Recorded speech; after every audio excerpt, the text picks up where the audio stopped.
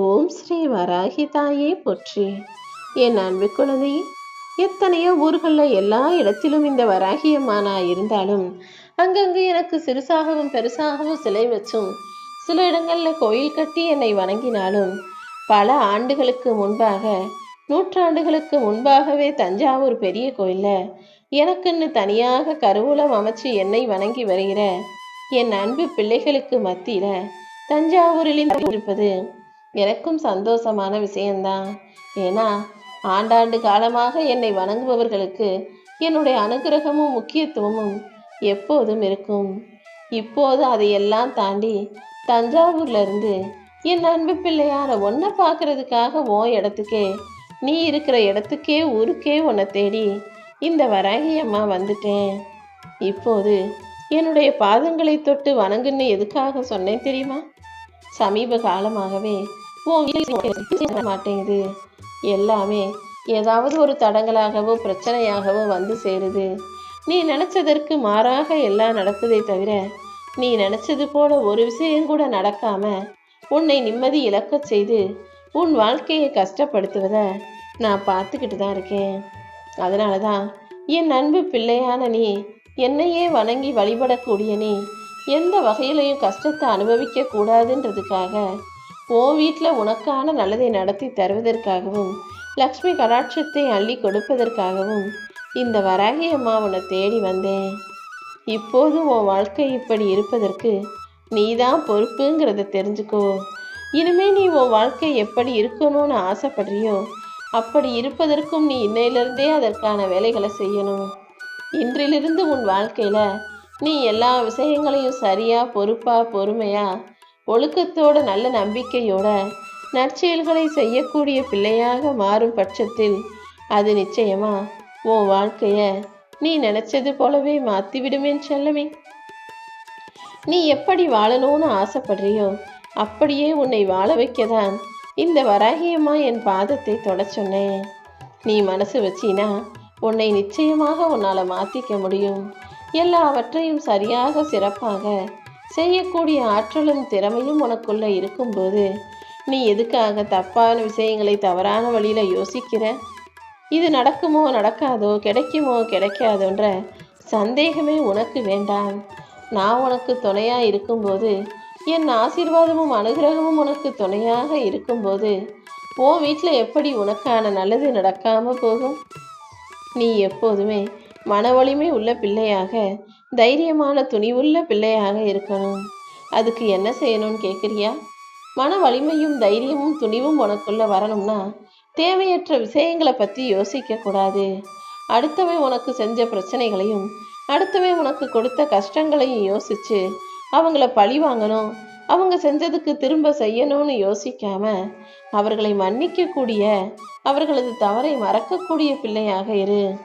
மன்னிப்பதுங்கிறது தான் மன வலிமைக்கான அடையாளம். எல்லாத்தையும் ஞாபகம் வச்சு பாரத்தை தூக்கி சுமப்பதற்கு பதிலாக மனிதனின் தவறுகளை மன்னிச்சு அதை கடந்து வரக்கூடிய பலமுள்ள பிள்ளையாக, மன வலிமை உள்ள பிள்ளையாக நீ இருக்கணும். பலவீனமாக இருக்கிறவன் தான் அடுத்தவங்களை பழி வாங்கணும்னு நினைப்பாங்க.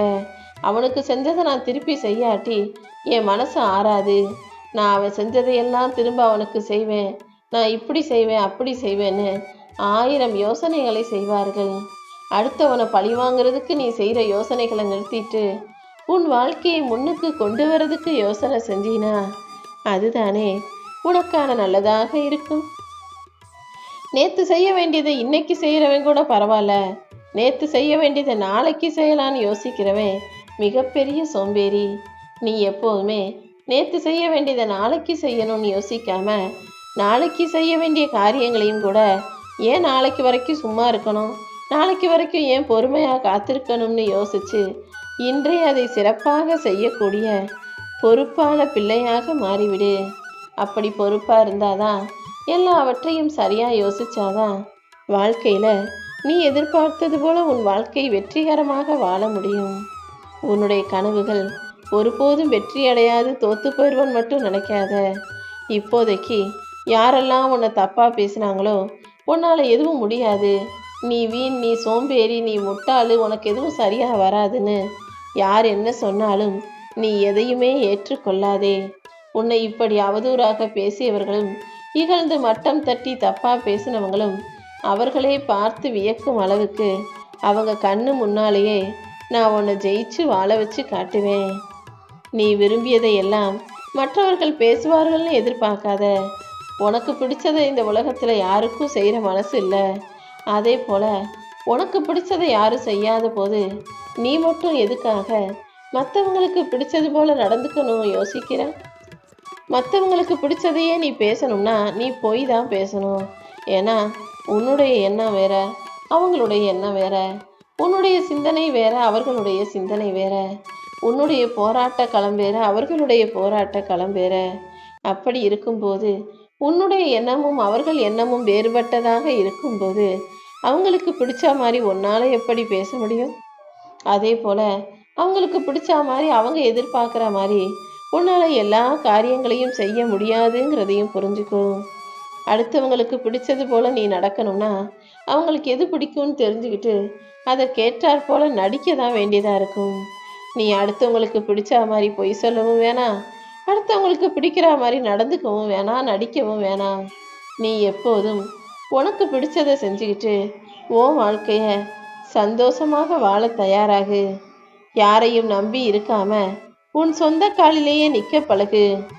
யாரையும் எதுக்காகவும் எதிர்பார்த்து போகக்கூடாதுன்ற எண்ணத்துல உறுதியாக இரு.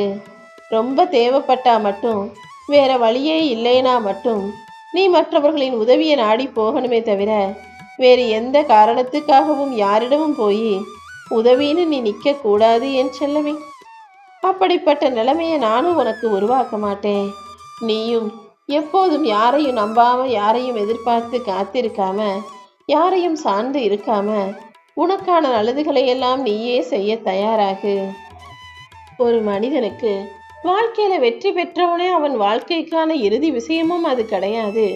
தோல்வி அடைஞ்சா அதோட அவன் வாழ்க்கை முடிஞ்சு போயிடுறதும் கிடையாது. வெற்றியோ தோல்வியோ அடுத்தடுத்து எதுவுமே நல்லபடியாக நடக்கும்படியும் எல்லாமே சரியாக இருக்கும்படியும் வாழ்க்கையை எதிர்கொள்ள ஆரம்பிப்பதுதான் மிகப்பெரிய துணிவான விஷயம். இந்த முறை தோல்வி அடைஞ்சிட்டினா அடுத்த முறை நிச்சயமாக வெற்றி பெறுவேன்னு மனசுல வைராகியத்தை வச்சுக்கிட்டு வேலை செய். இந்த முறை வெற்றி கிடைச்சா இனி அடுத்தடுத்து ஒவ்வொரு முறையும் இந்த வெற்றியை நழுவ விடாம இன்னும் பெருசா சிறப்பா வேலை செஞ்சு என் வெற்றியை நான் தக்க வச்சுக்குவேன்னு முடிவெடுத்து அதற்கான வேலைகளை செய். மொத்தத்தில் வெற்றியோ தோல்வியோ எது வந்தாலும் நின்றுடாம அதை தொடர்ந்து உன் வாழ்க்கையில சிறப்பான செயல்களை செஞ்சுக்கிட்டு போறதுதான் உனக்கான சரியான விஷயமாக இருக்கும். யார்கிட்ட நீ அன்பா பாசமா பழகினாலும் அது அளவோடு இருக்கும்படி பார்த்துக்கோ. ஏன்னா ஒருத்தர் மேல நீ அதிகமா அன்பு வச்சினா அந்த அன்பே ஆயுதமாக மாறி உன்னை பலவீனமாக ஆக்கி உன்னை தாக்கி அழிச்சிடுன்றதை ஞாபகம் வச்சுக்கோ. உன்னுடைய அன்பு உனக்கு எப்போதும் துணையா ஆதரவா இருக்கணுமே தவிர அதுவே உன்னை அழிக்கக்கூடிய ஆயுதமாக மாறிடக்கூடாது.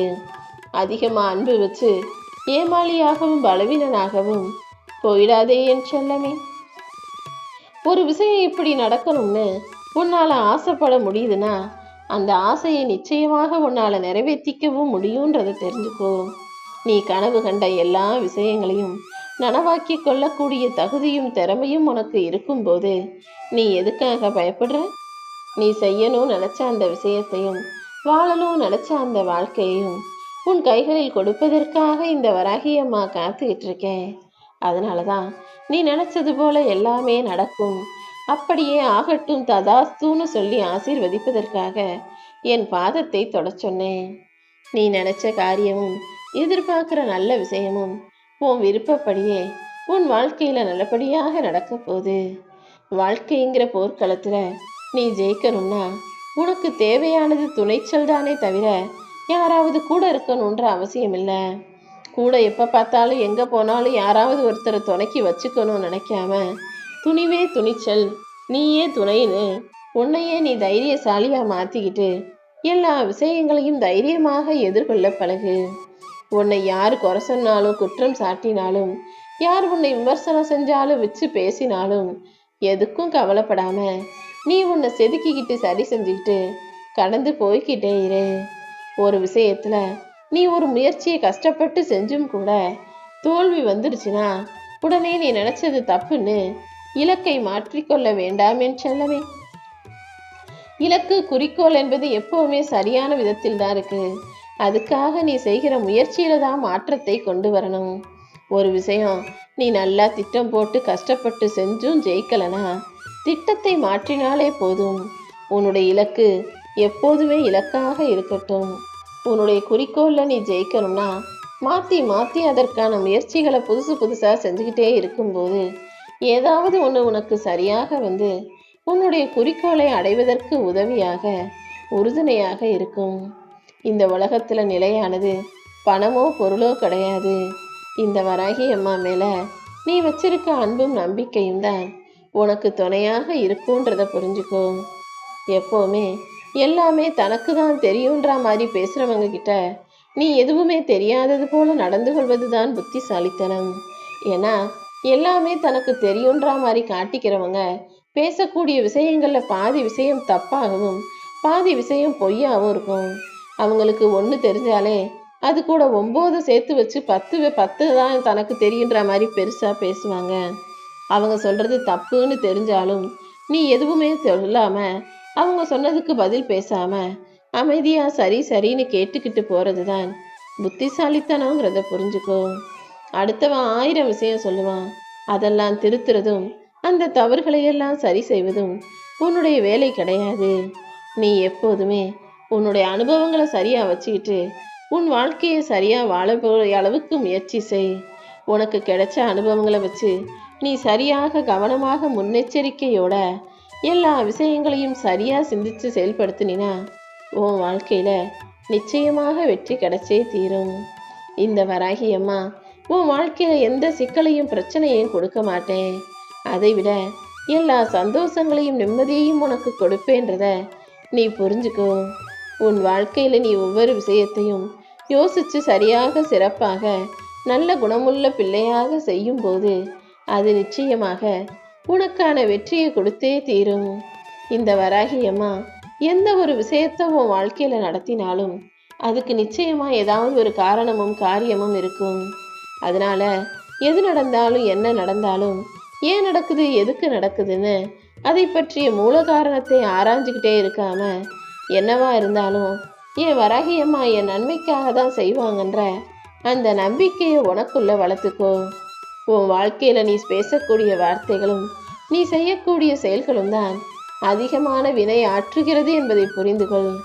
எப்போவுமே உன் பேச்சும் வார்த்தையும் எந்த பிரச்சனைக்கும் காரணமாக இருக்கக்கூடாதுன்றதையும் ஞாபகம் வச்சுக்கோ என் செல்லவே. நான் உனக்கு துணையாக இருக்கும்போது இனி எந்த கஷ்டமும் உன்னை நெருங்க விடமாட்டேன். அது மட்டும் இல்லாமல் எல்லா கஷ்டங்கள் இருப்பதையும் சரி செஞ்சுட்டு உன் வீட்டில் உனக்கான சுபிட்சமும் உனக்கான செல்வ வளமும் சந்தோஷமும் பெருகி நிம்மதியாக நீ வாழும்படி செய்ய போகிறேன். இது வரைக்கும் உன் வாழ்க்கையில் உனக்கு கிடைச்ச வலியும் வேதனையும் அனுபவமும் ஒவ்வொரு பாடத்தை கற்றுக் கொடுத்தது தானே. நீ கற்றுக்கிட்ட ஒவ்வொரு பாடமும் உனக்குள்ள ஒரு மாற்றத்தை தருங்கிறத புரிஞ்சுக்கோ. அந்த பாடத்தை எல்லாம் ஞாபகம் வச்சுக்கிட்டு உன் வேலைகளை நீ சரியாக செய்யும்போது இந்த வராகி அம்மா நானும் உன் வாழ்க்கையில் மாற்றங்களை கொண்டு வருவேன். உன் மேலே உனக்கே நம்பிக்கை இல்லைனா என்னால் எதுவும் செய்ய முடியாதுங்கிறத புரிஞ்சுக்கோ. முதல்ல நீ ஒன்றை நம்பு. உன் மேலே நம்பிக்கை வச்சு உனக்கான செயல்களை சிறப்பாக நீ அமைச்சு கொள்ளும் போது நானும் உனக்கு துணையாக இருந்து நீ எதிர்பார்த்த வெற்றிகளை உன் கைகளில் கொடுப்பேன். இந்த உலகம் ஒரு இடத்துல நிற்காம சுற்றிக்கிட்டே தானே இருக்கு. அதே போல் நீயும் உனக்கான செயல்களையும் உனக்கான விஷயங்களையும் செஞ்சுக்கிட்டு முன்னேறி போய்கிட்டே இருக்கணும். ஒரே இடத்துல குளத்து நீர் போல குட்டை நீர் போல ஒரே இடத்துல இருந்துடலாம் நினச்சினா தேங்கி மாசுபட்டு கழிவு நீராக மாறிவிடக்கூடும்.